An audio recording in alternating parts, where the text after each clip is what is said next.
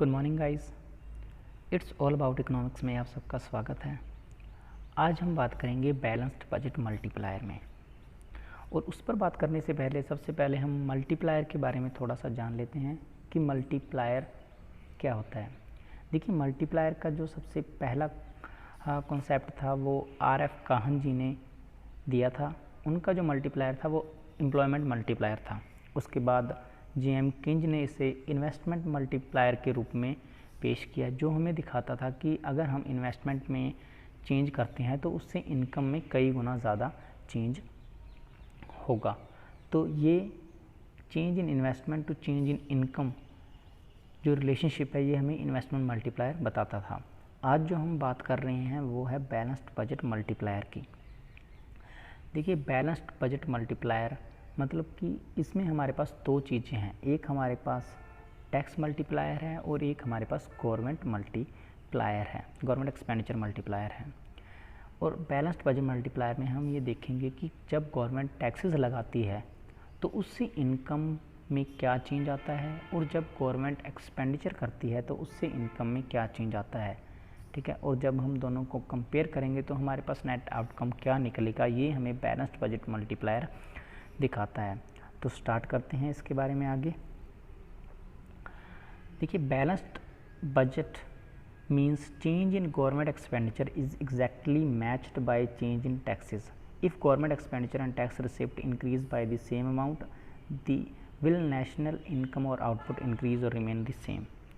देखिए, अगर गवर्नमेंट ने सेम टैक्स लगाया है, ठीक है, और उसी टैक्स कि जितना गवर्नमेंट को इनकम हुई है उस टैक्स से, और उसी इनकम को उन्होंने एक्सपेंडिचर किया है, तो इनकम पर क्या चेंज पड़ेगा। ठीक है, वो हम इस चीज़ में देखेंगे। क्लासिकल इकोनॉमिस्ट जो थे वो ये बिलीव करते थे कि अगर टैक्स रिसिप्ट जो है वो भी सेम अमाउंट है और उसी अमाउंट से अगर गवर्नमेंट जो एक्सपेंडिचर करती है तो इसका बैलेंस्ड बजट मल्टीप्लायर का जो इफेक्ट है वो न्यूट्रल होगा, क्योंकि जितना टैक्स के थ्रू इनकम हुई गवर्नमेंट को उतना ही गवर्नमेंट ने एक्सपेंडिचर कर दिया, तो इनकम पर कोई इफेक्ट नहीं पड़ेगा। लेकिन जो केंज और उसके फॉलोअर्स थे उन्होंने कहा कि ऐसा नहीं होता। रियलिटी में जो इफ़ेक्ट है इनकम के ऊपर टैक्स मल्टीप्लायर और बैलेंस्ड मतलब टैक्स मल्टीप्लायर और गवर्नमेंट मल्टीप्लायर का वो ज़ीरो नहीं होता। उसके ऊपर कुछ ना कुछ मतलब नेट एक्सपेंशनरी इफ़ेक्ट जो है वो पड़ता ही पड़ता है नेशनल इनकम के ऊपर। तो कैसे पड़ता है इसको हम आगे समझते हैं विद एग्जाम्पल में। ठीक है, the expansionary effect of balanced budget is called the balanced budget multiplier, जिसको हम शॉर्ट में BBM भी कहते हैं और या यूनिट मल्टीप्लायर भी कह सकते हैं। Here an increase in government spending matched by increase in taxes result in net increase in income by the same amount। एक एग्जांपल देखते हैं। इसकी मतलब एसेंस बैलेंस बजट मल्टीप्लायर की एसेंस क्या है कि जितना हम टैक्स लगाते हैं और जितना हम एक्सपेंडिचर करते हैं, ठीक है, इनकम में भी उतना ही चेंज आता है। देखिए, सपोज़ 20 करोड़ का गवर्नमेंट ने टैक्स लगाया और 20 करोड़ का ही एक्सपेंडिचर किया, तो 20 करोड़ का ही नेट इंक्रीज इन इनकम होगा। एग्जांपल देखते हैं। लेट अस अज्यूम MPC जो हमारा है वो 0.75 है। MPC यानी कि marginal propensity to consume, income का कितना पोर्शन हम कंजप्शन पर यूज़ करते हैं, वो हमने लिया है 0.75। And if the government expenditure increase by 20 crore, सबसे पहले हम गवर्नमेंट एक्सपेंडिचर को देख रहे हैं, गवर्नमेंट एक्सपेंडिचर मल्टीप्लायर, जिसमें गवर्नमेंट 20 करोड़ एक्सपेंडिचर कर रही है। ठीक है, तो इसका formula change in Y is equal to 1/1 minus MPC change in government expenditure. तो MPC की वैल्यू हमारे पास है 0.75, गवर्नमेंट ने जो एक्सपेंडिचर किया है वो 20 करोड़ है, और जब 1 में से हम 0.75 को माइनस करते हैं तो हमारे पास बचेगा 0.25, और 0.25 को जब हम 20 से डिवाइड करते हैं तो हमारे पास 80 करोड़ जो है वो इंक्रीज़ इन इनकम बचेगा। मतलब गवर्नमेंट ने अगर 20 करोड़ का एक्सपेंडिचर किया है तो उससे इनकम जो है वो 80 करोड़ से बढ़ जाएगी। ठीक है, now an increase in taxes by the same amount 20 crore. Which would lead to reduction in the aggregate output at 60 crore. ठीक है, देखते हैं अब हम टैक्स जितना गवर्नमेंट ने एक्सपेंडिचर किया 20 करोड़ का एक्सपेंडिचर किया और 20 करोड़ का ही टैक्सेस लगाए हैं, तो उससे क्या इफेक्ट पड़ेगा इनकम पर वो देखते हैं। Change in Y is equal to minus M P C by 1 minus M P C into में चेंज इन टी। देखिए टैक्स मल्टीप्लायर का जो इफेक्ट होता है वो नेगेटिव होता है हमेशा, क्योंकि टैक्स लगाने से हमारी इनकम का कुछ पार्ट जो है हम गवर्नमेंट को एज ए टैक्सेस के रूप में पे करते हैं, तो वो हमारे लिए एज ए बर्डन हो गया, उससे वो नेगेटिव इफेक्ट डालता है हमारे कंजप्शन पर, सेविंग पर, तो इसलिए माइनस का साइन आगे लगाया हुआ है क्योंकि इसका नेगेटिव इफेक्ट होता है। ठीक है, तो MPC की वैल्यू हमारे पास सेम है 0.75 माइनस 0.75 बाई 1 माइनस 0.75, तो नीचे हमारे पास बच गया 0.25 और जब 20 को मल्टीप्लाई करेंगे माइनस 0.75 से और उसको डिवाइड करेंगे 0.25 से, तो हमारे पास माइनस का 60 करोड़ जो है वो डिक्रीज इन इनकम बच जाएगा। This happen because with the increase in taxes of 20 crore consumption would decline to 15 crore and not to 20 crore since the value of MPC is 0.75. Reduction in consumption by 15 crore lead to decline in income by 60 crore. ठीक है, क्योंकि 0.75 हमने MPC ली है तो 20 करोड़ का tax लगाया, तो लेकिन 20 करोड़ से हमारी इनकम कम नहीं होगी, वो 0.75 होगी। ठीक है, क्योंकि उसका रेशियो 15 करोड़ ही बचता है। तो as a result net increase in national income is equal to 80 crore, हमारी इनकम बढ़ी थी एक्सपेंडिचर के थ्रू, और 60 करोड़ हमारी कंजप्शन जो है वो कम हुआ था इनकम में क्योंकि टैक्स लगाए थे गवर्नमेंट ने। तो हमारे पास नेट इंक्रीज़ क्या बचता है 20 करोड़। जितना गवर्नमेंट ने टैक्स लगाया, जितना गवर्नमेंट ने एक्सपेंडिचर किया है, उतने ही सेम अमाउंट से हमारी इनकम जो है नेशनल इनकम वो चेंज होती है, मतलब उतना ही उसमें इंक्रीमेंट होता है। ठीक है, thus the BBM define as the net increase in income ₹20 crore caused by increase in government spending 20 crore and increase in taxes 20 crore. There will have a value of 1। Balanced budget multiplier की वैल्यू जो है वो 1 होती है क्योंकि सेम अमाउंट ऑफ टैक्सेशन है और same amount of government expenditure है। ठीक है, तो इसकी वैल्यू हमेशा 1 होती है। तो इसको हम एक डायग्राम के थ्रू भी देखते हैं। देखिए वाई एक्सिस पर हमने लिया है consumption plus investment plus government expenditure, और एक्स एक्सिस पर हमारे पास है लेवल ऑफ इनकम। जो हमारी y is equal to C plus S line है वो हमारी इनकम की लाइन है।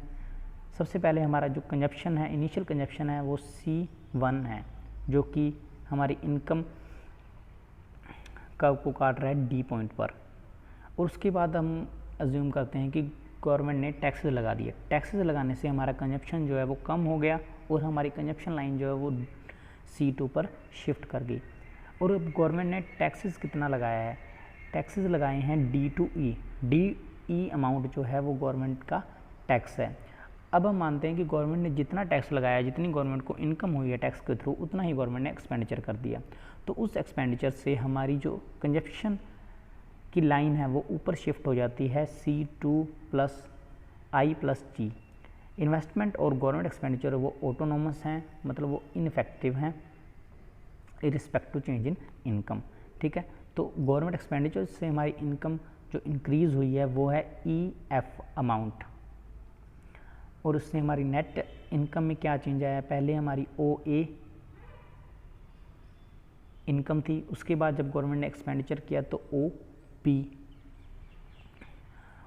OB अमाउंट हो गया, और नेट कितना हुआ A to B। देखिए जितना गवर्नमेंट ने टैक्स लगाया है D to E और जितना उन्होंने एक्सपेंडिचर किया है E to F, उतनी ही इनकम में चेंज आया है A to B। ये तीनों इक्वल हैं। इसको हम बैलेंस्ड बजट मल्टीप्लायर का जो फॉर्मूला है उससे भी देखते हैं। The value of BBM symbolized by KB is unity. It can also be expressed in the following way. देखिए KB की जो वैल्यू है, BBM की वैल्यू वो हमेशा 1 होती है। इसको हम दिखा भी सकते हैं। BBM हमारे पास KB है इज इक्वल टू के जी यानी कि गवर्नमेंट मल्टीप्लायर प्लस के टी यानी कि टैक्स मल्टीप्लायर। गवर्नमेंट मल्टीप्लायर की जो वैल्यू है वो 1/MPS है, माइनस में MPC/MPS। देखिए ऊपर प्लस है, नीचे माइनस कैसे आया, क्योंकि जो टैक्स मल्टीप्लायर की वैल्यू है वो माइनस में होती है, तो उसके माइनस ने इसके प्लस को भी माइनस कर दिया, इसलिए यहाँ पर माइनस लगाया हुआ है। Is equal to 1 - MPC/MPS।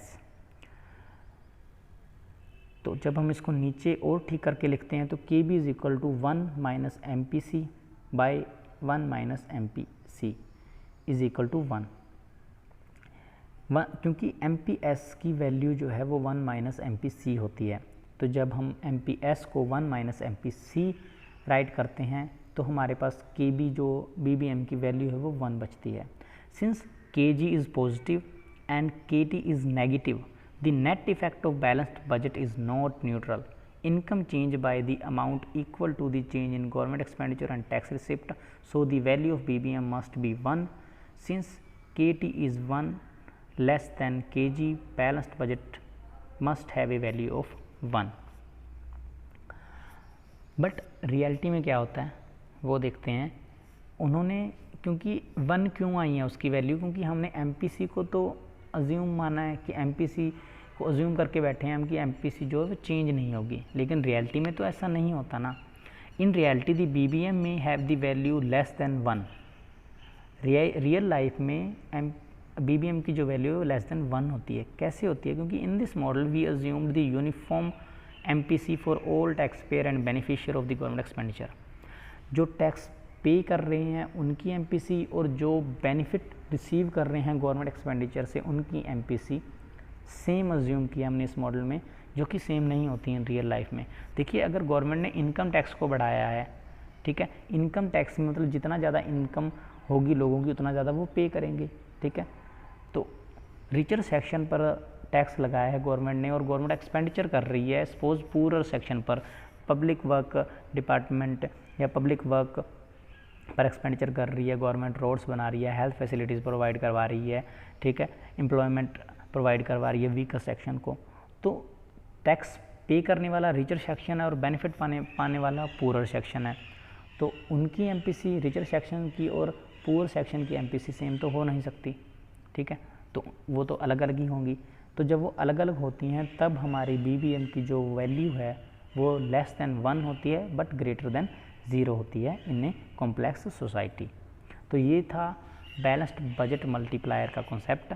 Short में सिर्फ एक ही लाइन में इसका जो एसेंस ये निकलता है कि जितना गवर्नमेंट टैक्स लगाती है अगर उतना ही एक्सपेंडिचर करती है तो इनकम में जो चेंज है वो भी उतने ही अमाउंट से होगा जितना गवर्नमेंट ने टैक्स और एक्सपेंडिचर लगाया है। तो ये था आपका balanced budget multiplier. Hope so कि आपको समझ में आ गया होगा and all the very best.